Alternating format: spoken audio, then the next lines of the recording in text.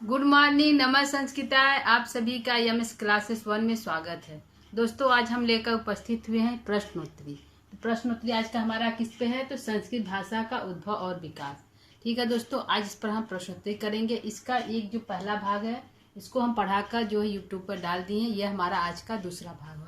ठीक है, तो आइए स्टार्ट करते हैं आज की प्रश्नोत्तरी। आज का हमारा पहला प्रश्न है, विश्व की प्राचीनतम संस्कृति और सभ्यता का सर्वागीण इतिहास कहाँ प्राप्त होता है? सर्वागीण जो है इतिहास कहाँ प्राप्त होता है? तो दोस्तों, विश्व की जो प्राचीनतम संस्कृति है, पहले तो संस्कृत जो हमारी है भाषा है, भारत की प्राचीन जो संस्कृत भाषा है। तो यहाँ पूछा विश्व की प्राचीनतम संस्कृत और सभ्यता का सर्वागीण इतिहास कहाँ प्राप्त होता है? तो हमारा आंसर होगा अवेस्ता और संस्कृत में। कहाँ पे होगा? अवेस्ता और संस्कृत से प्राप्त होता है। पहला क्या है? अवेस्ता। पहला संस्कृत लिखते हैं, दूसरा अवेस्ता संस्कृत, दूसरा अवेस्ता से प्राप्त होता है। अवेस्ता से प्राप्त होता है। ठीक है, दो हमारी है विश्व की प्राचीनतम। पूछा है विश्व की प्राचीनतम संस्कृति और सभ्यता का सर्वागीण इतिहास कहाँ प्राप्त होता है? तो संस्कृत में प्राप्त होता है और अवेस्ता नामक पुस्तक में प्राप्त होता है।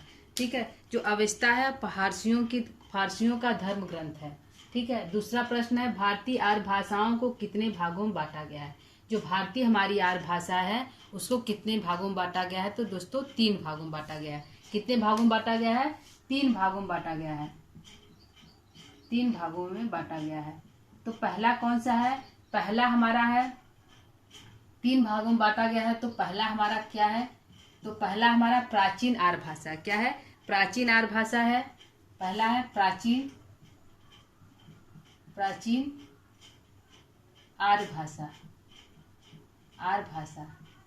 प्राचीन आर्य भाषा है जो कब से कब तक है? तो 2500 ईसा पूर्व से 500 ईसा पूर्व तक। कब से कब तक?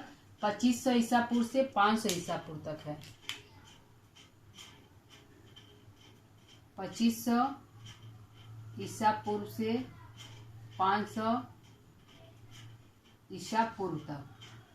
ठीक है, यह हमारा प्राचीन आर्य भाषा है। तो 3 भागों में बांटा गया है। तो पहला हो गया प्राचीन आर्य भाषा, दूसरा हो गया मध्यकालीन आर्य भाषा। ठीक है, दूसरा क्या है? मध्यकालीन आर्य भाषा। मध्यकालीन आर्य भाषा। तो मध्यकालीन आर्य भाषा कब से कब तक है? तो 500 ईसा पूर्व से क्या है? 500 ईसा पूर्व से 1000 ईस्वी तक है। क्या है? 500 ईसा पूर्व से 1000 ईस्वी तक। 500 ईसा पूर्व से 1000 ईस्वी तक है। 1000 ईस्वी तक। ठीक है, और तीसरा हमारा दोस्तों है,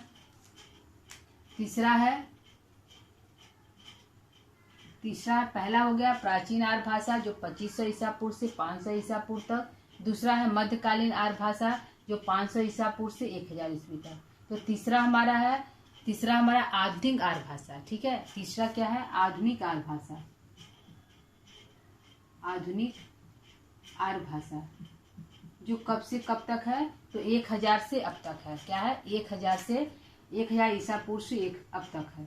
1000 ईसा पूर्व से ईस्वी से अब तक। ठीक है, यह हमारा है 3 भागों में बांटा गया। किसको? आर्य भाषाओं को। प्रश्न है हमारा, आर्य भाषाओं को कितने भागों में बांटा गया है? तो आर्य भाषाओं को 3 भागों में बांटा गया है। पहला हमारा है प्राचीन आर्य भाषा जो 2500 ईसा पूर्व से 500 ईसा पूर्व तक चला था। और दूसरा जो है मध्यकालीन आर्य भाषा जो 500 ईसा पूर्व से 1000 ईस्वी तक चला था। और तीसरा क्या है? आधुनिक आर्य भाषा। आधुनिक आर्य भाषा जो है 1000 ईस्वी से अब तक जो है वर्तमान अब तक चल रहा है। ठीक है, वर्तमान काल तक। अगला प्रश्न देखते हैं, हमारा तीसरा प्रश्न क्या है? तीसरा प्रश्न है कि प्राचीन आर्य भाषाओं को कितने भागों में बांटा गया है? जो प्राचीन आर्य भाषाओं को, जो पहला तो हो गया प्राचीन आर्य भाषा और दूसरा मध्यकालीन, तीसरा आधुनिक। तो यहाँ प्रश्न है कि प्राचीन आर्य भाषा, जो हमारी प्राचीन आर्य भाषा, उसको कितने भागों में बांटा गया है? तो प्राचीन आर्य भाषाओं को 2 भागों में बांटा गया है, वैदिक संस्कृति और लौकिक संस्कृति। ठीक है, वैदिक संस्कृत और लौकिक संस्कृति 2 भागों में बांटा गया है। कितने भाग हैं? 2 भाग हैं, 2 भाग हैं। ठीक है, पहला है वैदिक संस्कृत, वैदिक संस्कृत और दूसरा है हमारा है लौकिक संस्कृत,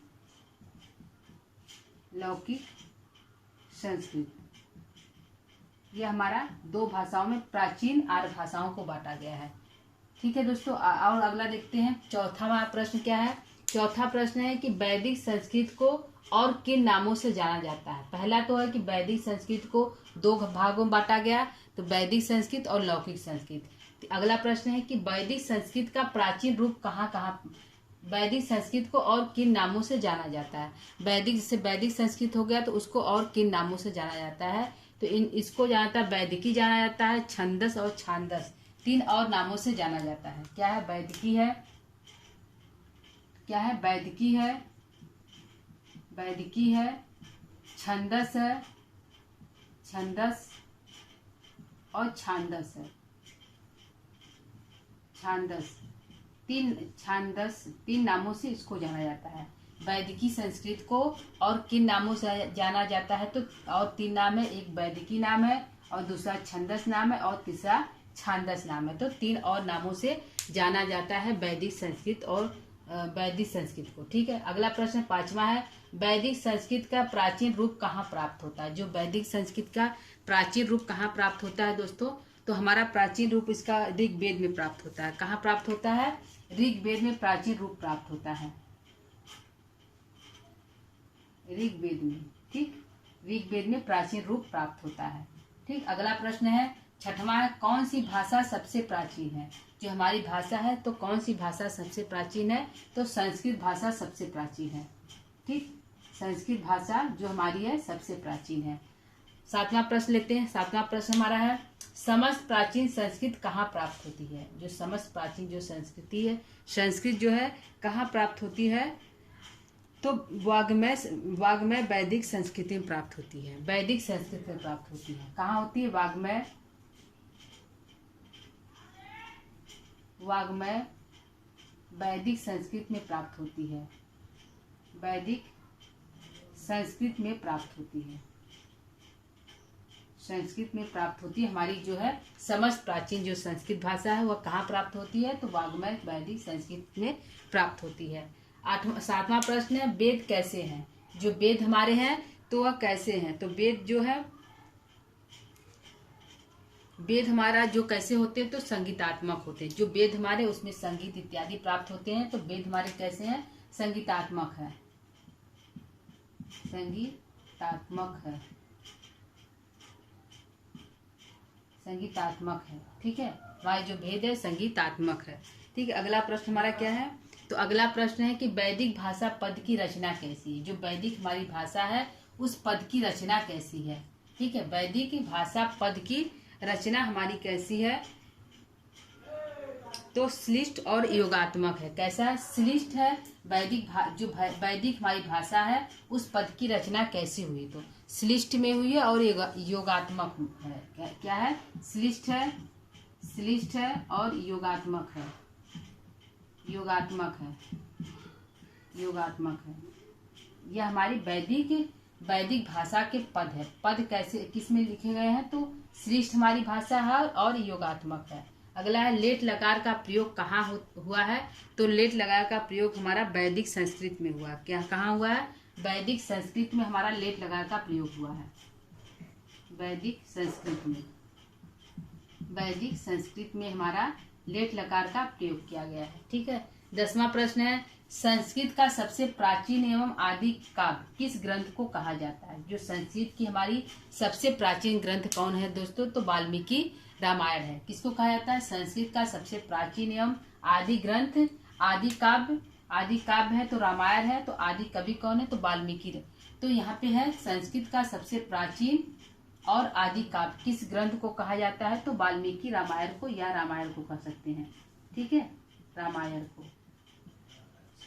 क्वेश्चन लिखते हैं वाल्मीकि।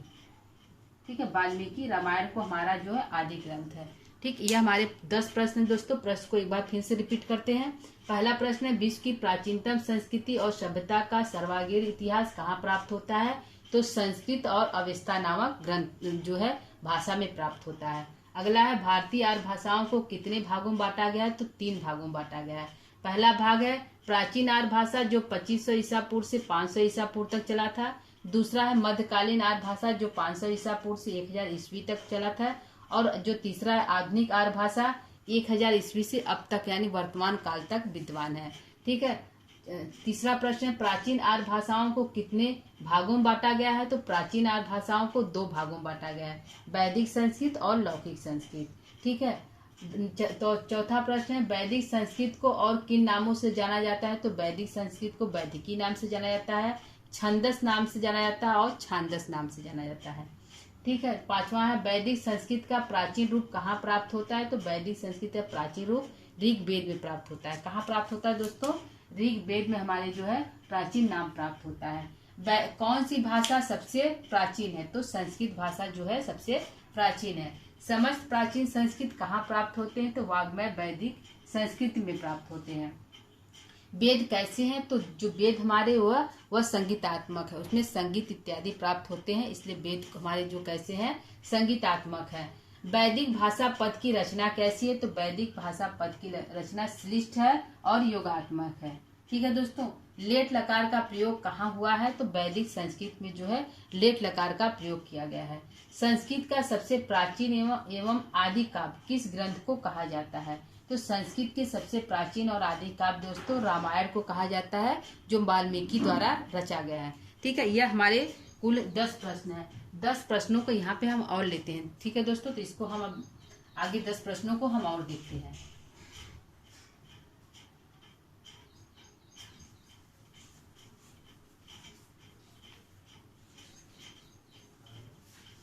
ठीक है। जिसमें से हमारा 11वां प्रश्न है। अभी 11वां प्रश्न देखते हैं क्या है।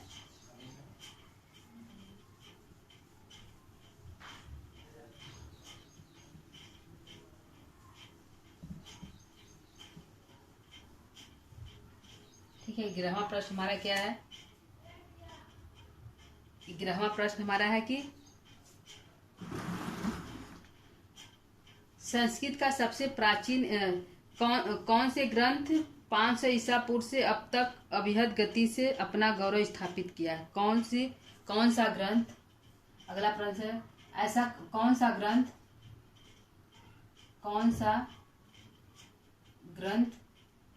प्राचीन काल से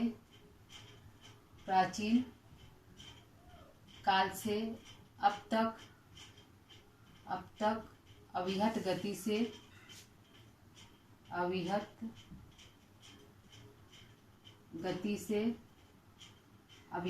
से कौन सा ग्रंथ प्राचीन काल से अब तक अविरत गति से अपना गौरव स्थापित किया है।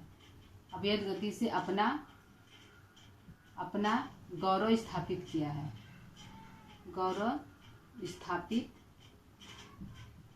किया है। ठीक है दोस्तों। यह हमारा प्रश्न है किया है कौन सा ऐसा ग्रंथ है जो प्राचीन काल से अब तक यानी कि वर्तमान काल तक अविरत मतलब लगातार अपनी गति अपना गौरव स्थापित किया है दोस्तों। तो कौन सा हमारा ग्रंथ है, तो हमारा ग्रंथ है रामायण, वाल्मीकि रामायण है। क्या है, वाल्मीकि, आंसर क्या है वाल्मीकि रामायण। वाल्मीकि रामायण जो है वाल्मीकि रामायण है। ठीक है। अगला प्रश्न देखते हैं 12वां हमारा प्रश्न क्या है। 12वां प्रश्न क्या है दोस्तों, तो 12वां प्रश्न को लेते हैं। वाल्मीकि रामायण है और है महाभारत, और क्या है महाभारत है, पुराण है, वेद है, पुराण है, वेद है, पुराण है, वेद है, उपनिषद है, जो है उपनिषद है, उपनिषद इत्यादि, उपनिषद, नाटक इत्यादि। ठीक है। 12वां प्रश्न हमारा है दोस्तों कि संस्कृत लोक व्यवहार की भाषा कब तक थी। संस्कृत जो है लोक व्यवहार की भाषा कब तक थी। संस्कृत लोक व्यवहार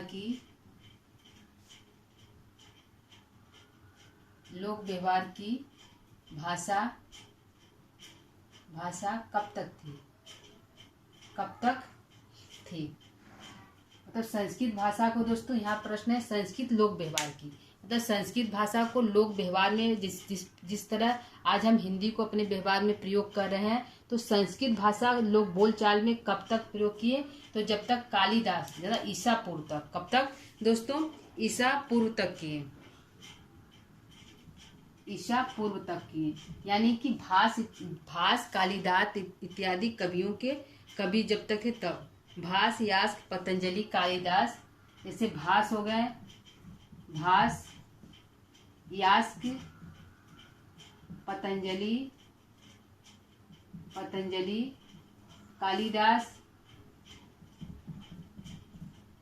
कालिदास इत्यादि के काल तक जो है संस्कृत भाषा लोक व्यवहार की भाषा कब तक थी, ईसा पूर्व तक। मतलब वर्तमान कब तक थी, ईसा पूर्व तक थी।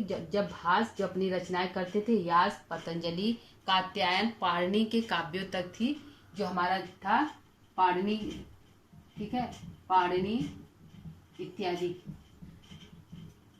ठीक है, यहाँ तक जो है हमारी जो है संस्कृत जो है लोक व्यवहार की भाषा बनी रही। ठीक है, 13वां प्रश्न लिखते हैं। 13वां हमारा प्रश्न क्या है दोस्तों, मध्यकालीन, अभी तक था दोस्तों हमारा जो है प्राचीन आर्य भाषाओं को दो भागों में बांटा गया, लौकिक और वैदिक। तो यहाँ पे दूसरा है कि मध्यकालीन आर्य भाषाओं को कितने भागों में बांटा गया है। क्या है, मध्यकालीन आर्य भाषाओं को मध्यकालीन आर्य भाषाओं को कितने भागों में बांटा गया है। ठीक है, कितने भागों में बांटा गया है,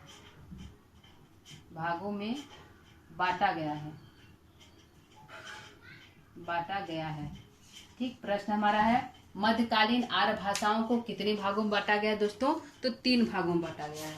कितने भागों में बांटा गया है, 3 भागों में बांटा गया है, 3 भागों में।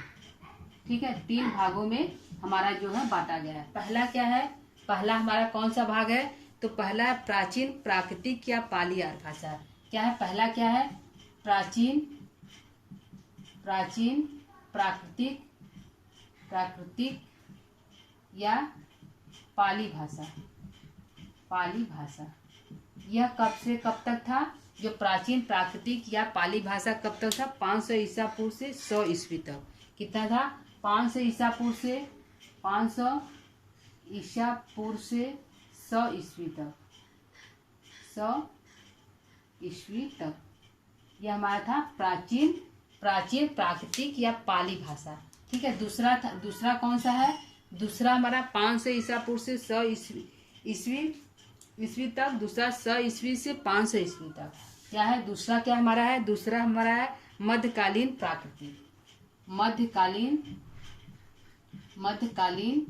प्राकृतिक भाषा, प्राकृतिक भाषा जो है 100 ईस्वी से 100 ईस्वी से 500 ईस्वी तक। क्या है, 100 ईस्वी से 500 ईस्वी तक, 500 ईस्वी तक। यह हमारा था मध्यकालीन आर्य भाषा। तीसरा क्या है, तीसरा हमारा दोस्तों है परकालीन या प्राकृतिक या अभ्रंश काल। परकालीन प्राकृतिक या परकालीन प्राकृतिक या अपभ्रंश भाषा। ठीक है, अपभ्रंश। यह कब से कब तक था, यह 500 ईस्वी से, यह कब से कब तक, यह 500 ईस्वी से 1000 ईस्वी तक। क्या है, 500 ईस्वी से 1000 ईस्वी तक। यह हमारा दूसरा परकालीन प्राकृतिक या अपभ्रंश भाषा है।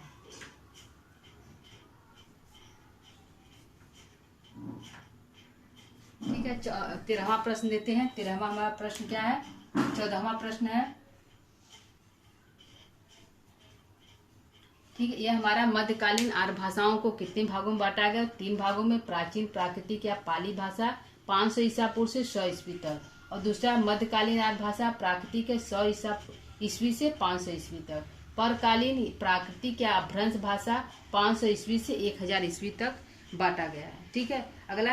अगला प्रश्न है पाली बौद्ध ग्रंथ पाली की व्युत्पत्ति किससे हुई? तो पाली की उत्पत्ति पाटलिपुत्र से हुई। प्रश्न हमारा है पाली की उत्पत्ति किससे हुई?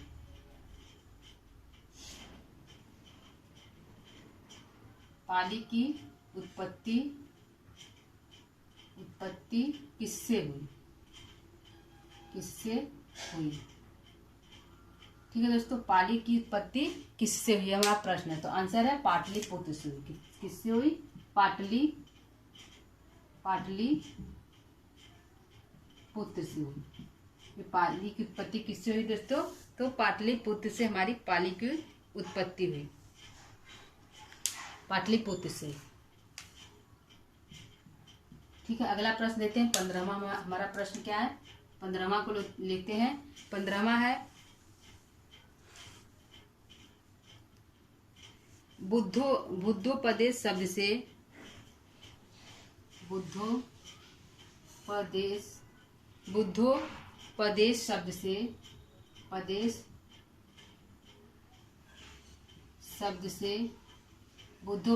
शब्द से पाली की उत्पत्ति किसने मानी है? पाली की उत्पत्ति किसने मानी है?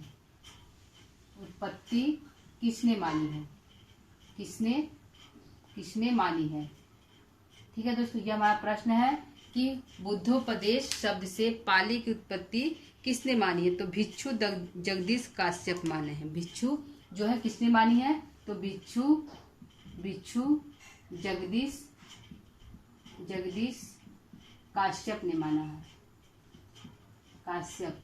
ठीक है। यह जो है बुद्धोपदेश शब्द से पाली की उत्पत्ति मानी। इन्होंने कहा कि जो बुद्ध ने उपदेश दिया है उसकी उत्पत्ति पाली से उत्पन्न हुआ, वह भाषा जो है पाली में दी है। यह किसने कहा? तो भिक्षु जगदीश काश्यप ने कहा है। ठीक है। अगला 16वां प्रश्न लेते हैं। 16वां हमारा प्रश्न क्या है? तो 16वां है अमरकोश के टीकाकार कौन है? अमरकोश के टीकाकार कौन है? अमरकोश के टीकाकार कौन है? टीकाकार कौन है? तो अमरकोश के टीकाकार कौन है दोस्तों? तो भानुजी दीक्षित हैं। कौन है? भानुजी दीक्षित हैं। भानुजी दीक्षित हैं। भानुजी दीक्षित हमारे जो हैं, भानुजी दीक्षित जो है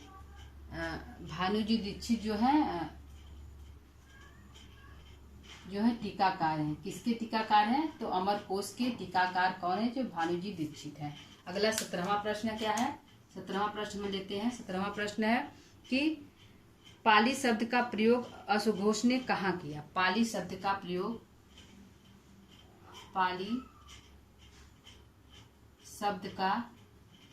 प्रयोग अशुघोष ने कहाँ किया? अशुघोष ने कहाँ किया? यह हमारा प्रश्न है कि पाली शब्द का प्रयोग अशुघोष ने कहाँ किया? अशुघोष ने कहाँ किया? पाली शब्द का प्रयोग अशुघोष ने कहाँ किया? तो उनकी रचना क्या है दोस्तों? जो पाली शब्द का उनकी रचना क्या है? बुद्ध वचन या मूल त्रिपिटक के लिए किया। पाली शब्द का प्रयोग कहाँ किया? बुद्ध वचन या मूल त्रिपिटक के लिए किया। बुद्ध के वचन में किया। बुद्ध वचनम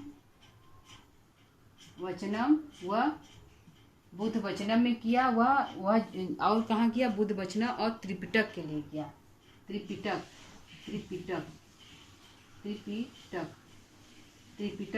के लिए